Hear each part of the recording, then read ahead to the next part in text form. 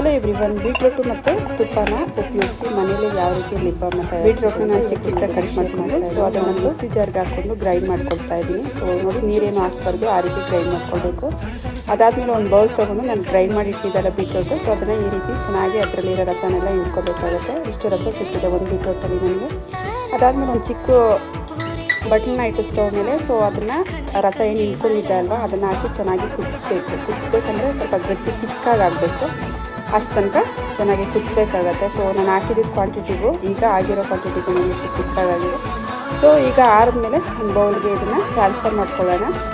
ಈಗ ಅದೇ ಬೌಲ್ಗೆ ಸ್ವಲ್ಪ ತುಪ್ಪನ ಹಾಕಿ, ತುಪ್ಪ ಆದರೂ ಹಾಕ್ಬೋದು ಅಥವಾ ನಿಮಗೆ ಕೋಕೋನಟ್ ಆಯಿಲು ಇಷ್ಟ ಆದರೆ ಕೋಕೋನಟ್ ಆಯಿಲು ಕೂಡ ಆ್ಯಡ್ ಮಾಡ್ಕೋಬೋದು. ಚೆನ್ನಾಗಿ ಮಿಕ್ಸ್ ಮಾಡಿ ಸೊ ಇಲ್ಲಿ ಒಂದು ಬಾಕ್ಸ್ಗೆ ನಾನು ಟ್ರಾನ್ಸ್ಫರ್ ಮಾಡ್ಕೊತಾ ಇದ್ದೀನಿ. ಇದು ಪಾಂಡ್ಸ್ ಬಾಕ್ಸು, ನನ್ನ ಪಾಂಡ್ಸ್ ಖಾಲಿ ಆಗಿತ್ತು, ಹಾಗಾಗಿ ಅದನ್ನೇ ಯೂಸ್ ಮಾಡಿದ್ದೀನಿ.